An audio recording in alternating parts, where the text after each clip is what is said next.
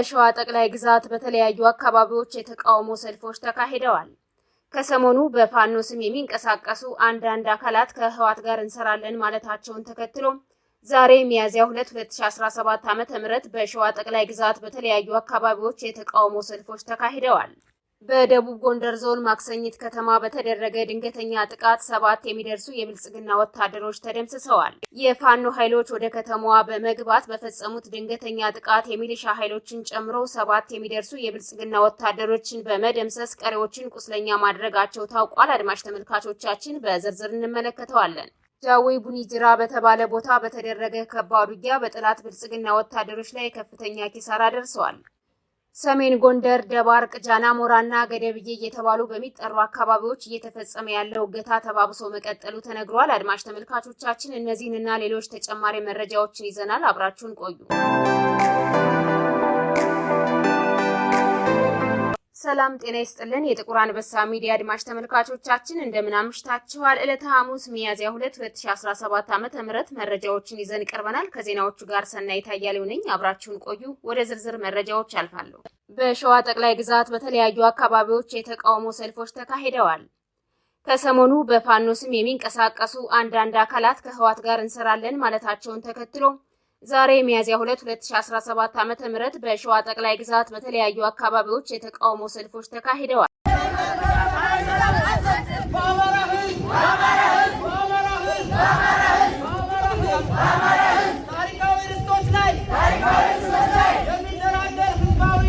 በተካሄደው የተቃውሞ ሰልፍ ላይ የተለያዩ መፈክሮች ተስተጋብተዋል።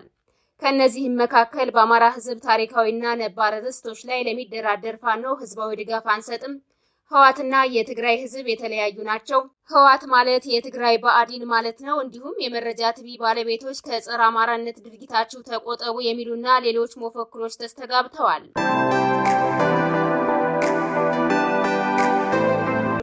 በደቡብ ጎንደር ማክሰኝት ከተማ በተደረገ ድንገተኛ ጥቃት 7 የሚደርሱ የብልጽግና ወታደሮች ተደምስሰዋል። የፋኖ ኃይሎች ወደ ከተማዋ በመግባት በፈጸሙት ድንገተኛ ጥቃት የሚሊሻ ኃይሎችን ጨምሮ 7 የሚደርሱ የብልጽግና ወታደሮችን በመደምሰስ ቀሪዎችን ቁስለኛ ማድረጋቸው ታውቋል። በዚህ ድንገተኛ የተጠና ውጊያ አናብስቶቹ የብልጽግና ሰራዊትን ሙትና ቁስለኛ በማድረግ 5 የሚደርሱ የነፍስ ወከፍ መሳሪያዎችን ከነተተኳሻቸው መማረክ ችለዋል። እንዲሁም ከንፋስ መውጫና ከስማዳ የተንቀሳቀሰው የጠላት ብልጽግና ወታደር ወለላ ባህር እየተባለ በሚጠራው አካባቢ የአማራ ፋኖ ህዝባዊ ድርጅት ጎንደር ጠቅላይ ግዛት 206ኛ ኮር ስር የሚገኙ የፋኖ ኃይሎች ባደረጉት ተጋድሎ ጠላት ከፍተኛ ሽንፈት ገጥሞታል።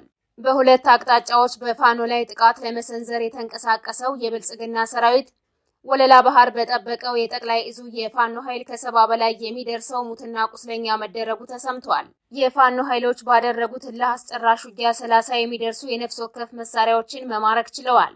በዚህ ተጋድሎ ከፍተኛ ሰብአዊና ወታደራዊ ኪሳራዎችን ያስተናገደው የብልጽግና ወታደር አስከሬኑን ሳያነሳ እግሬ አውጪኝ ተበትኗል ነው የተባለው። በተመሳሳይ ጎንደር፣ ቋራ በተለያዩ አካባቢዎች የሚደረገው ተጋድሎ ተጠናክሮ ቀጥሏል።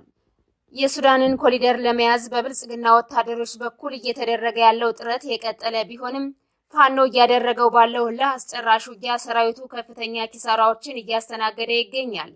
አብይ መራሹ ሰራዊት በከባድ መሳሪያዎች የታገዘ ከባድ ውጊያ እያካሄደ የሚገኝ ቢሆንም በፋኖ ቅንጅታዊ ማጥቃት ሰራዊቱ ከፍተኛ ሰብአዊና ወታደራዊ ኪሳራዎችን እያስተናገደ እንደሚገኝ የግንባር መረጃዎች ያሳያሉ።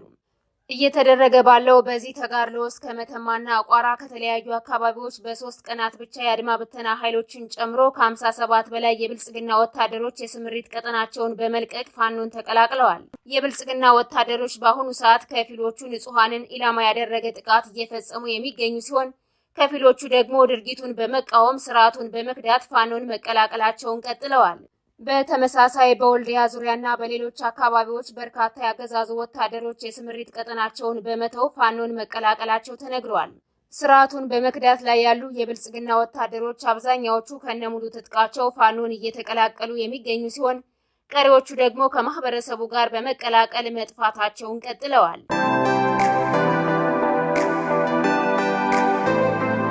ጃዊ ቡኒጅራ በተባለ ቦታ በተደረገ ከባድ ውጊያ በጠላት ብልጽግና ወታደሮች ላይ ከፍተኛ ኪሳራ ደርሷል። በዚህ አውደ ውጊያ 3 ወታደራዊ አዛዦችን ጨምሮ 48 የሚደርሱ የብልጽግና ወታደሮች ሙትና ቁስለኛ መደረጋቸው ታውቋል። በዚህ ከባድ ውጊያ 30 የሚደርሱ የአብይ አህመድ ወታደሮች ሲደመሰሱ ቀሪዎቹ ቁስለኛ ተደርገዋል። በሞርተርና ዙ 23 የታገዘ ከባድ ውጊያ የከፈተው የብልጽግና ወታደር የፋኖን ምት መመከት ባለመቻሉ ከፍተኛ ሰብአዊና ወታደራዊ ኪሳራዎችን አስተናግዷል። የፋኖ ኃይሎች በተናበበ መልኩ ባደረጉት የማጥቃት ዘመቻ ጠላትን ሙትና ቁስለኛ ከማድረጋቸው በተጨማሪ የጠላት መገልገያ የጦር መሳሪያዎችን መማረክ ችለዋል። በዚህም ከፍተኛ ሽንፈት ውስጥ የገባው የጠላት ኃይል 4 ሰላማዊ ሰዎችን መግደሉ ታውቋል። የጦር ወንጀለኛው ቡድን በተሸነፈበት የውጊያ ቀጠና ሁሉ በንጹሃኖች ላይ የሚፈጽመው ጥቃት ተጠናክሮ ቀጥሏል። በተመሳሳይ ምስራቅ ጎጃም ደብረ ማርቆስ ከተማ ዙሪያ የደፈጣ ጥቃቶች ተፈጽመዋል ተብሏል። በዚህም በርካታ የሚሊሻና የአድማ ብተና ኃይሎች ሙትና ቁስለኛ መደረጋቸውን የመረጃ ምንጮቻችን ተናግረዋል። ጎጃም በተለያዩ አካባቢዎች ከጠላት ብልጽግና ወታደሮች ጋር እየተደረገ ያለው ተጋድሎ ተጠናክሮ ቀጥሏል። ጎጃም በተለያዩ ቀጠናዎች ንጹሃንን ኢላማ ያደረገ ጥቃት እየፈጸመ የሚገኘው የብልጽግና ወታደር በፋኖ ኃይሎች ድባቅ እየተመታ ይገኛል። በሰሜን ጎንደር ደባርቅ፣ ጃናሞራና ገደብዬ እየተባሉ በሚጠሩ አካባቢዎች እየተፈጸመ ያለው እገታ ተባብሶ መቀጠሉ ተነገረ።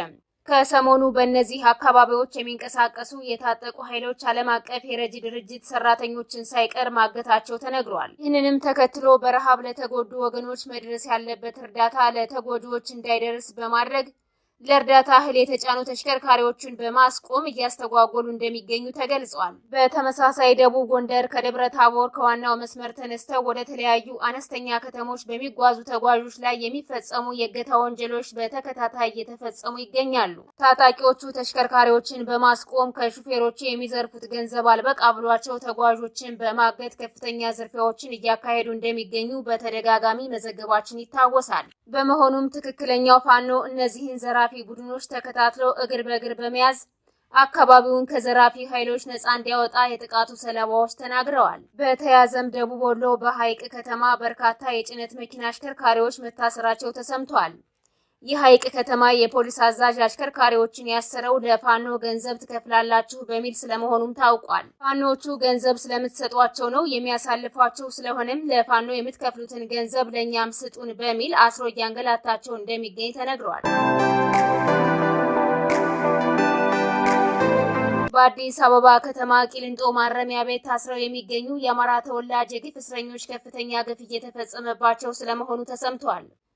በእስር ቤቱ አስተዳዳሪዎች ትዕዛዝ ሰጪነት በአገዛዙ ይሁንታ በማንነታቸው ብቻ ታስረው የሚገኙ አማሮች ላይ ከፍተኛ ድብደባ እየተፈጸመባቸው እንደሚገኝ ታውቋል። ድብደባ ከተፈጸመባቸው እስረኞች መካከል ቢሰጥ ተፈራ፣ አበባው ፍቃድና ተመስገን ዜና ይገኙበታል። እስረኞቹ ከተፈጸመባቸው ድብደባ በተጨማሪ ምግብና ውሃ ተከልክለው ከፍተኛ ግፍ እየተፈጸመባቸው እንደሚገኝ ተነግረዋል።